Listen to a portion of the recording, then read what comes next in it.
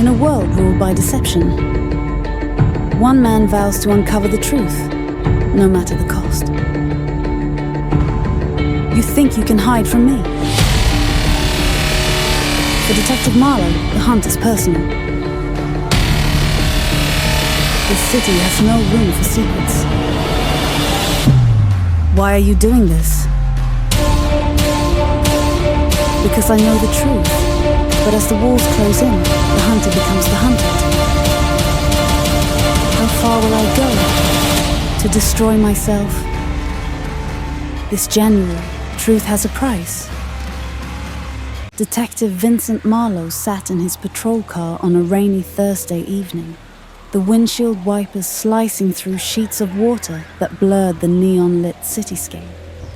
The rhythmic swish-swish was a steady beat against the backdrop of his thoughts, which churned with the weight of unresolved cases and a gnawing sense of dissatisfaction he couldn't quite place. The city, sprawling and restless, seemed alive in its quiet chaos.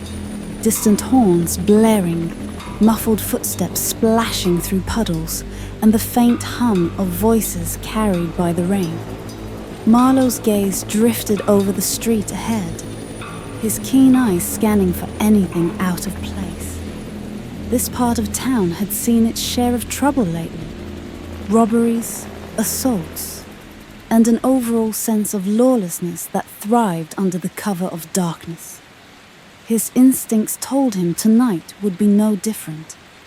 Though his shift had been uneventful so far, Marlowe knew the city well enough to recognize the quiet before the storm. It was a night ripe for secrets to be whispered and deals to be struck in shadowy corners. A flicker of movement caught his attention. Across the street, two men stood under the awning of a weathered convenience store. The smaller of the two, wiry with sharp features, took a long drag from a cigarette, the ember glowing bright against the gloom. The other, stockier, with a face etched by years of hard living, leaned in close, his posture conspiratorial. Even from a distance, Marlowe could sense the tension in their interaction, the way their heads bent together, the furtive glances they cast over their shoulders. Marlowe adjusted his rear-view mirror, angling it to keep the men in sight. He reached for his window crank, lowering the glass just enough to let the damp night air seep in. The rain carried their voices faintly, fragmented words barely audible above the city's din. But one phrase broke through clear and sharp. "It's tonight," the wiry man said, his voice low but edged with urgency.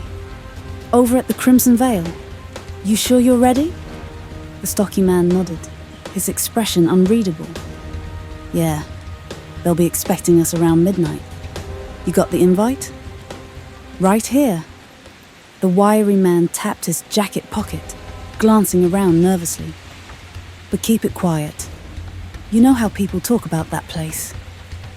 "The Crimson Veil," Marlowe murmured to himself, the name tingling in his mind like a distant echo. It wasn't a name he recognized, but something about the way they spoke of it, with a mix of caution and significance, piqued his curiosity. He could feel the stirrings of a lead, though he wasn't yet sure to what. Marlowe stepped out of his patrol car, pulling his trench coat tight against the relentless downpour. His boots splashed through shallow puddles as he crossed the street, each step deliberate and heavy. The two men stiffened at his approach, their conversation halting mid-sentence.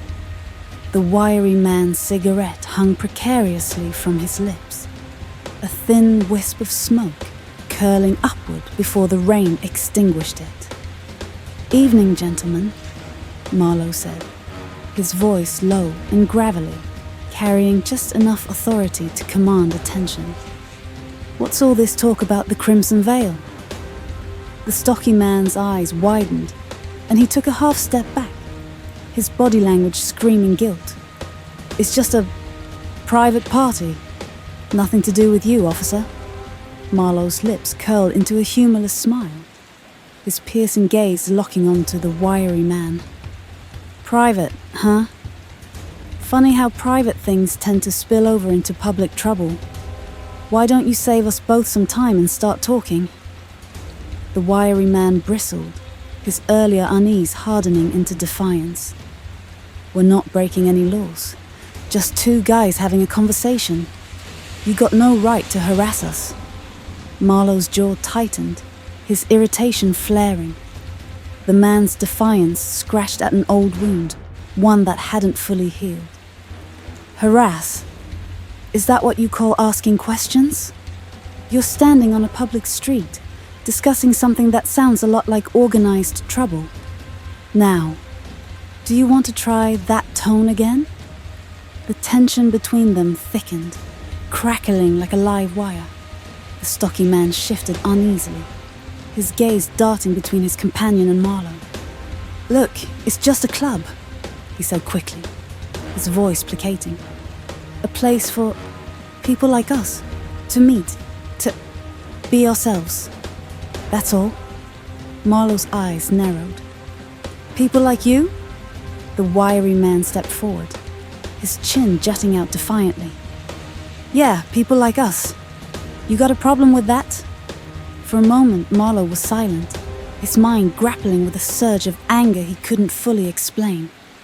The words hung in the air, loaded with unspoken challenges and implicit accusations.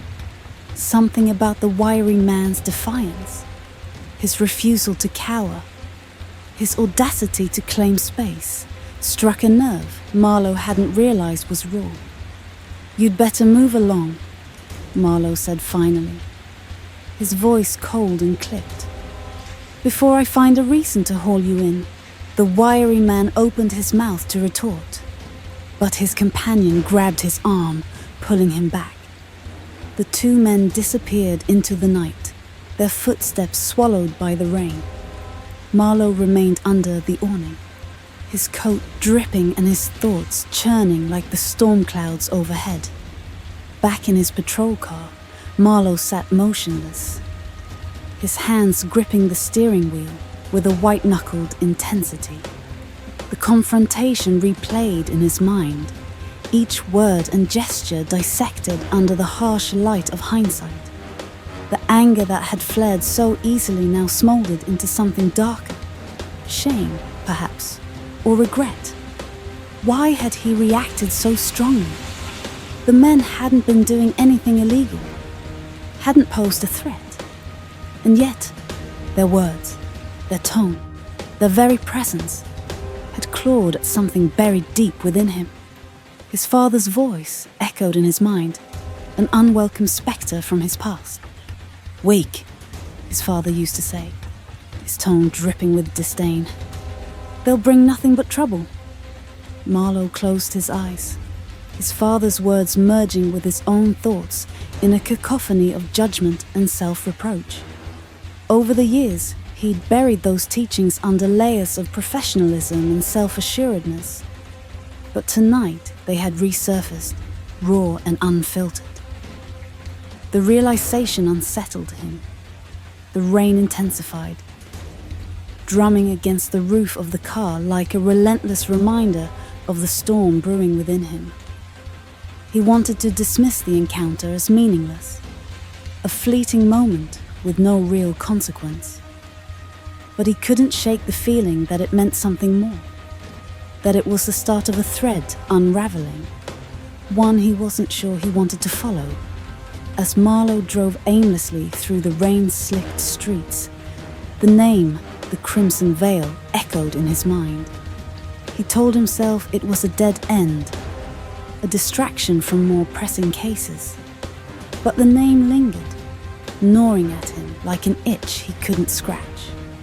He glanced at his notepad, where he'd scrawled the name and the time. Midnight. Something about it didn't sit right. Was it really just a club? Or was there something more beneath the surface?